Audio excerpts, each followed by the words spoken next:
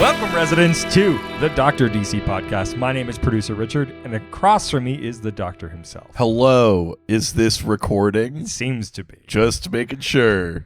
To be honest, I'm pretty drunk. Nice. Hell yeah.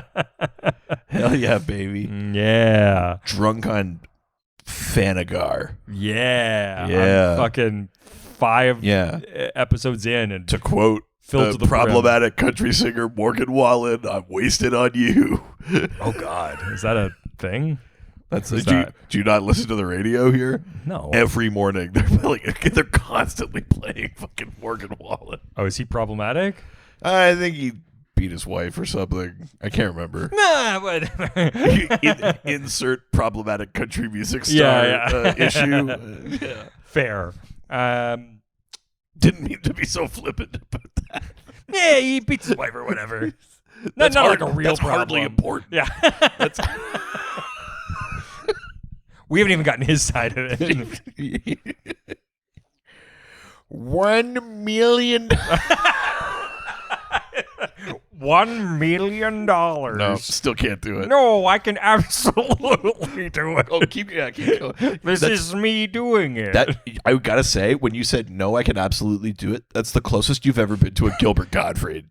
No, I can absolutely do it. I can absolutely do it. Fuck yeah. No, we're good. Each week we talk about the weird and wonderful world of DC while fielding questions from listeners like you. Baby. Oh, man. And all week we've been putting out these fucking banger mini eps. Oh, yeah. One after a fucking another. Just let the hits keep on coming.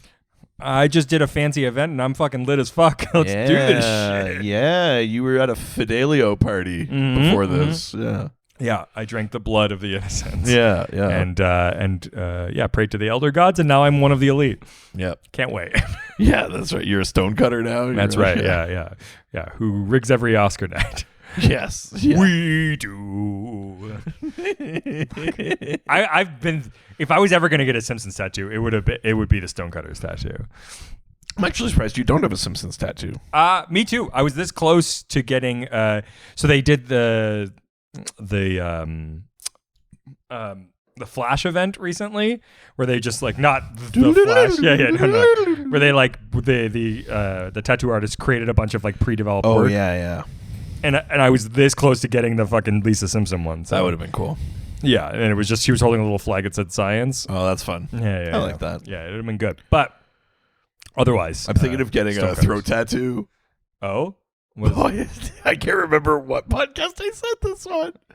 Because we were not out, this one. We were out, and my wife just saw a guy with a throat tattoo. Oh, and turned to me and went, "You did tell me about this." On some people, throat tattoos are hot. I was like, "All right, easy."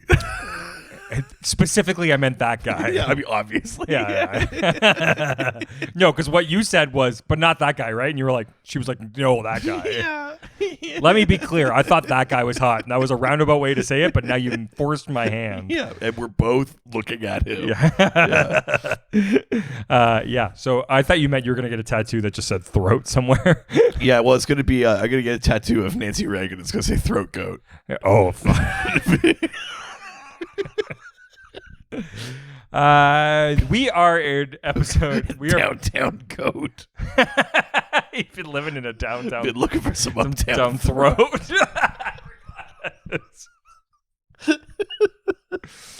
Yeah, baby. We are in part 5 of Fanagar. Woo, baby.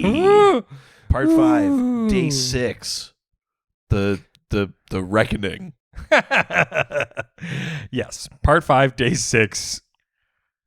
Episode 348. 384. 384. Yes. Yeah. I read it and wrote it. Tight. Nice. Tice. Yeah. We got a bunch of questions. Well, we don't. We have a few questions and we're going to get to them. Let's do it. Hit me. The Facebook. Go to the face in the book. Go to the Facebook. Look of fear in my eyes. Weird energy we've got. I can't wait. Oh, let's keep it moving. That's right. We going to keep on moving. We like to move in. We like to move in. Braden Ketty right. asks, okay, can DCEU Aquaman really expect to wield supreme executive power just because some watery tart threw a trident at him? Bonus points to whoever gets that reference without Googling it.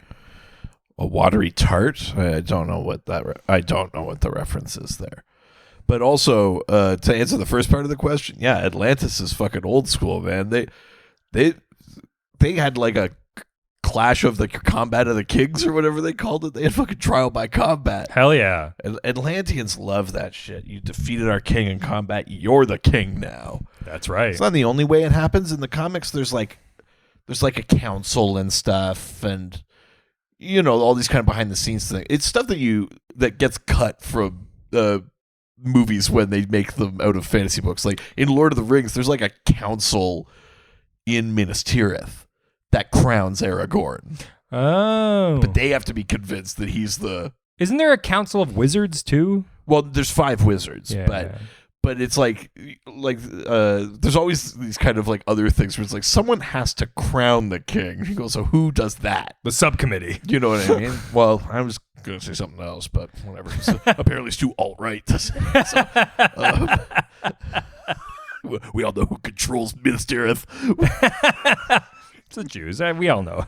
Come on, Richard. After what you've said to me today? Jesus. About me running the news? Those texts were on a private server.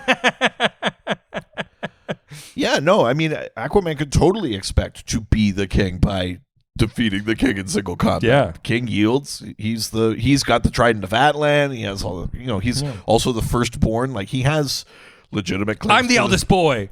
Yeah, that's a good Succession reference. Mm-hmm. Yeah, he has legitimate claims to the throne. Now, in the comics, there's a big difference between being crowned king and being like loved as king, and Arthur knows that all too well. Sure. Like, there's really good in the Rebirth era. He's the king. People don't like what he's doing, and then there's a rebellion, and then Coram Wrath becomes king, and all this kind of stuff. Like, there's some interesting Aquaman comics about the difference between did you technically satisfy the requirements to become our king versus have you won over our hearts and minds.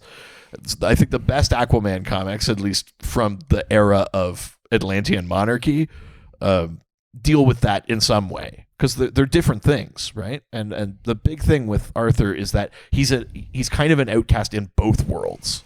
Yeah. So. I just can't wait to be king. Yeah, except over there, that's the whale graveyard. Yeah. Not like the whale graveyard on the Niagara Peninsula in Ontario. Yeah. Is that a thing? Yeah, have you ever been there? No. It's where Marineland takes all the dead whales in that. It's like somewhere near Welland. There's a fucking whale graveyard. Oh, I thought they were talking about my black book. Jesus. Cool.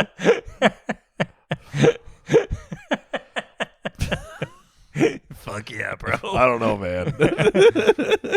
All right, let's leave Facebook and head on over to Instagram. Now we're going to Instagram. Take some questions and answer them.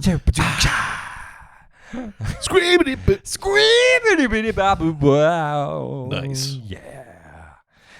The only question from Instagram comes from the real Josh Gill. Oh, sexy Gill. Fucking fill me to the gills. Easy. I'm choking. Why do you gill me up?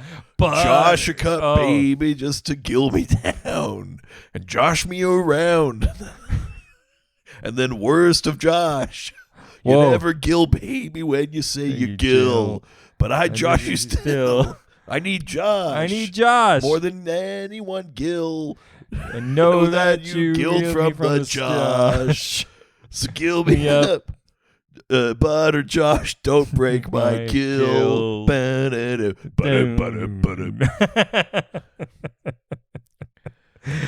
Josh asks. Yeah, let's get to that. How would Levi's Shazam have fit into the Snyderverse JL? I truly think that he and Miller's Flash would have gotten along really I'm assuming well, and provided a lot of comic relief in an otherwise fairly dark world.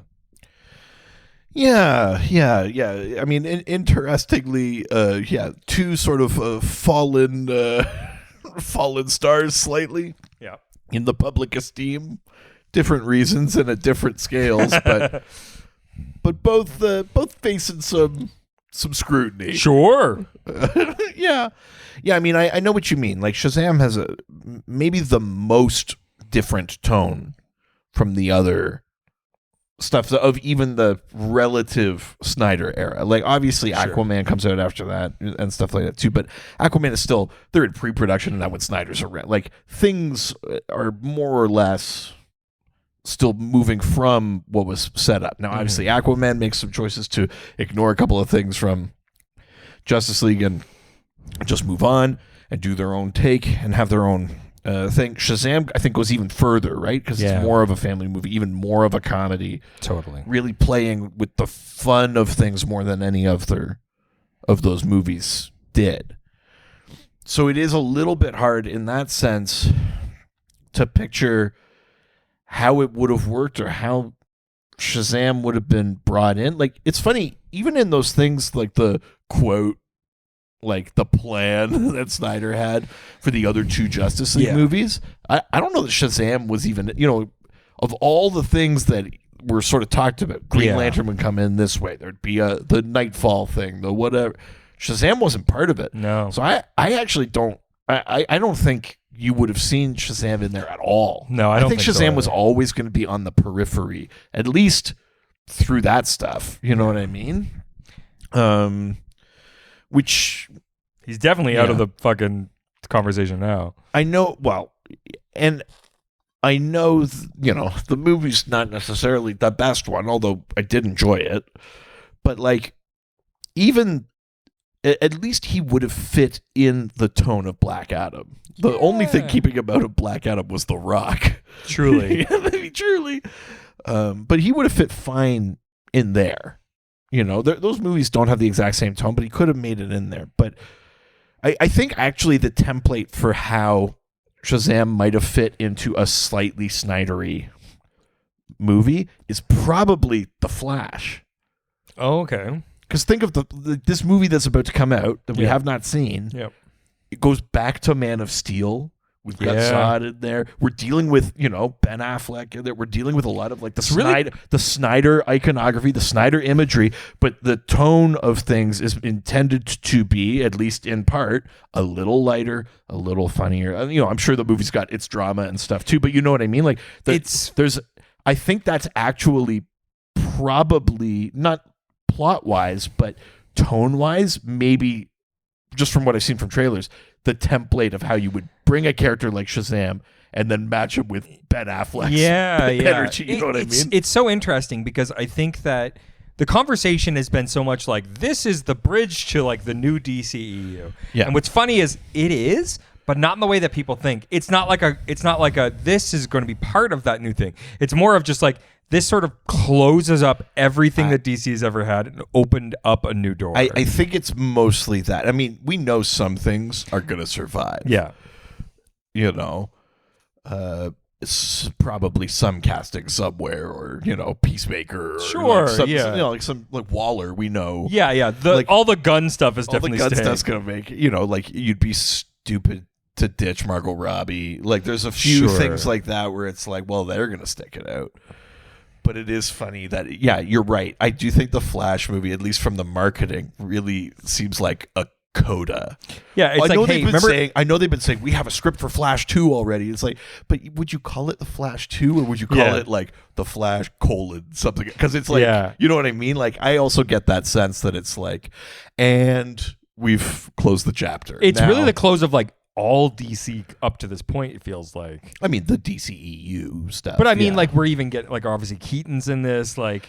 Yeah. It feels like it's going, okay, and DC is new now. Yeah, I suppose. But it's funny because I think, like, so much of the conversation's been, like, this is, like, the bridging the gap, and it's like, well, then because we're going to see new stuff and old stuff, and it's like, no, like, this is more of just, like, saying goodbye. That's certainly my sense. I think there's probably a universe. Especially after that really fucking awful gun interview that from Michael Rosenbaum's man. podcast. That's hard to listen to. That interview. was that. I thought never thought Michael Rosenbaum was like a good interviewer. No. But listening to this, I was like, oh, he might be actively bad. Yes, I think he is. Yeah. And it's the first only time the strength of his guests, I think, that Truly. overcomes it. Yeah. And to the point where I'm like, how does he have friends? Like, I was listening to this, I was like, this is supposed to be you and your friend. Yeah. And I was like, I don't think he thinks you're like, I don't know how much of a friend he thinks you are. I know the tone of that interview was weirdly kind of antagonistic. It feels like Jared Padalecki's interviewing Jensen Ackles. Yes, yeah, it really did. It really did. You remember when we did this? Not really. Yeah, no, not really. Anyway, here's what me and my cool friends do. But yeah, I mean, to answer the question. Mm-hmm. My sense from trailers and stuff like that is that kind of tone is the way you might have introduced Shazam to totally. Yeah, that world, you know? Absolutely. All right, let's leave Instagram and head on over to Reddit. Where everyone's nice and no one's ever mean. That's correct. First question comes from Draco Folly, who asks, Ultraman snorting kryptonite like Coke in Forever Evil? Clever satire or edgelord bullshit? I don't see how it would be satire. I don't think that's really what satire is. Do I think it's a little clever? Yeah. I think stuff could be two things, though. It's also edgelordy. So, yeah, what he's talking about is the first big, like, event of the New 52, more or less, was this thing called Forever Evil that kind of had a sub-event called Trinity War right before it. But Forever Evil was this big kind of cross-line event where the crime syndicate invaded from Earth 3, and they took the Justice League out of commission. They're thought dead, and they take over the world. And so this is our first kind of taste of like the new iteration of Earth 3. And so the evil Superman on that Earth, Ultraman, Kal-El, he gets weakened by sunlight. So when he's in the sun, he actually loses his powers. He gets weakened, and kryptonite juices him up. So there was these seeds of him looking for kryptonite on the planet and then crushing it and snorting it and going like, oh yeah, baby, that's brisk, baby. That's brisk, baby. and doing that kind of thing. I do think, you know, he could have just grabbed the rock and you could have seen him like absorb its power or something. Having him like crush and snort it is like deliberately edgelordy. Yes. In a kind of the boys sort of way. Yes. You know, like there's a level of like, oh, that's clever, kryptonite powers him or whatever. And then you go to like, is that the way to That's not like the ideal scenario. It's actually best if I butt chug it. Gets absorbed right through your colon. Well, if it was cocaine, is cocaine the best through your nose or like, or what? Well, I don't know, your mouth. No. That just makes your mouth numb. So I'm told. Like, because people rub it on their teeth, their gums, right? But not the whole thing. The thing. Can you just tell me what's the best way to consume the thing cocaine? with your mouth, though, and this is especially if you do things like if you do chew or whatever. If you throw a puck in. Have you ever done that? No, but I had a buddy who was super into it. Yes, I think you've told me about this. So gross. If you throw those in, and like your blood vessels are like right near the surface, and especially in chew, they put fiberglass in it. That's so it cuts your. Is that serious? Yeah, it cuts your lip a little bit, so it goes right into your bloodstream. Is that fucking true? They put there's just little tiny fibers. There's tiny bits of fiberglass in it. What? I also don't know if it's deliberate or part of the manufacturing process or something, but that's fucked up. Yeah, I didn't say it was good. But yeah, so I mean, there are areas that give you like the closest to your bloodstream for absorption, right? Yeah. So I suppose in your mouth is fine for cocaine. I don't know.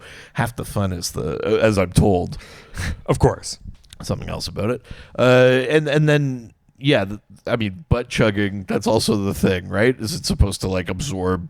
That's why you get like dangerously drunk if you butt chug. So I'm told. Have you butt chugged? No. Oh, okay. Well, because you said it in the same tone you said the other things, and I also haven't done that. Hey. We're all just telling lies. We're all just having fun. We're all just having fun here. All right. Let's talk to the next question, which is J Creative Outlaw, who asks, "Help! I started collecting about a year ago, and this Dawn of Justice, is the first crisis event I'm jumping on for. What was the build-up to Waller starting this war against the heroes? Is that something I'm supposed to know? Where does DC Knight's terrors fit into all of this? Okay, so a few different things here. Yeah. So, Dawn of DC is what this particular era is called. Yes. Everything post Dark Crisis, Sure. Dark Crisis on Infinite Earths is called Dawn of DC. Sure. We're getting these new books rolling out. There's a new Green Arrow book. There's a new Green Lantern book. There's a Hawk Girl book coming out. There's the new Doom Patrol. All sorts of things. The Waller thing at the end of Dark Crisis. Yeah, at the end of Dark Crisis, there's this little epilogue with Waller and a sort of like mystery council. And she goes, no, like superpowered people are a threat. We're going to take them all on. So where's that come from? Waller kind of weird. She kind of went a little crazy because even in the lead up to that, she with the Suicide Squad invaded Earth 3 and took Earth 3 over. And then sealed herself off from the multiverse, so she was just on Earth 3. And like, why would you do that? I don't really know. We may never know. But the Waller thing hasn't really come up since that Dark Crisis thing. More people have gotten powers. Powers have gotten slightly unpredictable because of the Lazarus Planet event. Night Terrors is supposed to just be about nightmares coming to life, which on the surface sounds a lot like the Dark Multiverse, but is not. That's what I was think thinking. It's more literally coming from the nightmare realm. But that's coming up this summer, and as far as I know, it has nothing to do with Waller. I haven't actually really seen anything that made me even think of that. Like, you saying it in the question is the first I've thought of that Waller thing since the end of Dark Crisis, which was 6 months ago. Yeah. So I don't know what the plan is for that, and I'm not really sure how that's going to manifest. But I will say that her maybe having the idea that all heroes and villains are a threat is a way more credible Waller character idea than let's invade and take over Earth 3. Sure. Which kind of seemed like nonsense to me. I didn't really get that. But, yeah. Well, that was the last question. Baby. But we would love to hear from you, residents, and give us some questions for future episodes, which you can do through our various social media platforms. Yeah, or Dr. DC Podcast or Dr. DC on Facebook, Twitter, Instagram, and TikTok. That's right. Or you can use the doc phone, which is always open at 208-917-DCEU. Yeah, if you're nasty. It's if you're nasty. If not, you just 323. Yeah. Otherwise. 208-917-3238. Yeah. If you're regular. Yeah. We have a website, drdcpodcast.com or .ca. Also, give us a 5-star review. And if you're feeling generous, but you'll want something back, we've got a Patreon. Patreon.com/DrDC. There's a $1, $5, $7 level. They all give you access to the Doc Squad, our amazing Discord fan community. The higher levels give you bonus episodes, theme pools, all sorts of fun stuff that helps to support us. All through this month, the Fanagar Tournament of Pandering is happening over on Twitter. The Second Chance Tourney is happening on the Patreon next week. So not this Saturday, the following Saturday. Mm-hmm. If you were a fan of Toretto Talks, Golden Age patrons, the Fast X episode is coming. Holy shit. Baby. It's on digital. We're ready to talk about it. It's on digital. I've already watched the movie 3 times now. Wow. Including when I saw it in the That's theater. 3 more times than I've seen it. Well, yeah, someone bailed on me. I was like, hey, do you want to go see a movie tonight? And you were just like, no, I don't want to see it. It's like, is it really about seeing the movies, about spending time with your best friend? I was hanging here with my girlfriend instead. What has she got that I don't? Do you want to get into it? If you want even more content, you fucking goblins, why don't you subscribe to our other podcast? I can say it. It's fine.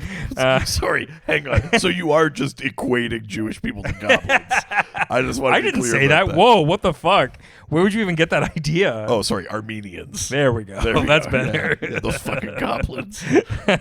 Well, we have a whole other podcast that's all about CW's Supernatural. That's called Ghost Facers, a Supernatural Rewatch, where we go through every single episode of the series. We are into season 7. We're halfway through. If you listen to the most recent episode, we were gifted a cameo by a pretty prominent It was very cool character. So you might want to listen just for that. Otherwise, just start jumping in any point because it's fun. And even if you don't like the show, it's some good laughs. What the fuck are you doing? That's it for this week. Ciao, ciao. Adios. All the superheroes, they always fight for what is right. Live with danger and adventure, they are men of might. This was a Brain Freeze podcast.